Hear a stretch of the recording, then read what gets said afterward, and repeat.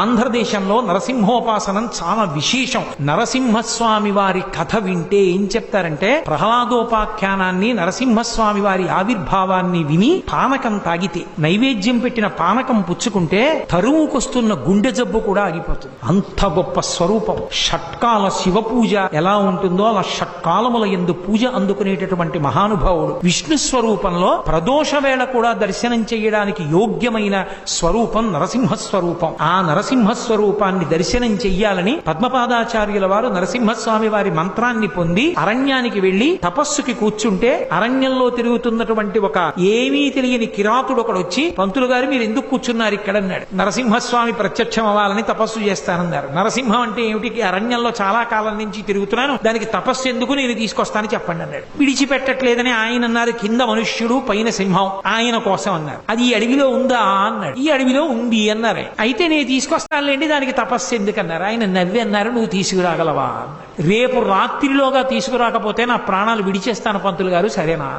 అయ్య బాబోయ్, వీడు లేనిపోని ప్రతిజ్ఞ చేస్తున్నాడని అలాగే లే అన్నారు. ఇక ఆ కిరాతుడు అరణ్యంలో తిరుగుతూ నరసింహం, కింద నరుడు పైన సింహం, కింద నరుడు పైన సింహం అంటూ చూస్తున్నాడు అడివంతా. మరునాడు సాయంకాలం ప్రదోష వేళ అయిపోయింది, కనపడలేదు.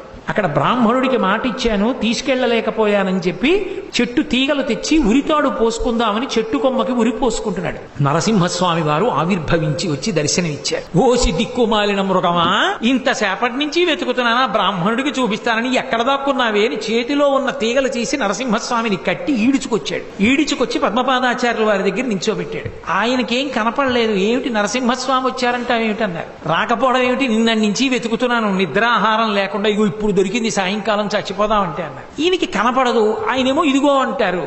అప్పుడు ఆయన కనపడలేదు, మాట వినపడింది పద్మపాదాచార్యుల వారికి. కొన్ని కోట్ల జన్మలు తపస్సు చేస్తే ఎంత దృష్టి కేంద్రీకరణతో చెయ్యాలో అంత దృష్టి కేంద్రీకరణతో నిన్నటి నుంచి ఇవాళ సాయంకాలం వరకు కింద నరుడు పైన సింహం, కింద నరుడు పైన సింహం అంటూ వెతికాడు. అతని తపస్సుకి మెచ్చి ప్రత్యక్షమయ్యాను. నీకంత తపస్సు లేదు, కనపడను, కానీ నన్ను నీకోసం తీసుకొచ్చాడు కాబట్టి ఒక వరం ఇస్తున్నాను, సంతతము నీ వెంట ఉండి నీకు అవసరమైనప్పుడు రక్ష చేస్తానన్నారు.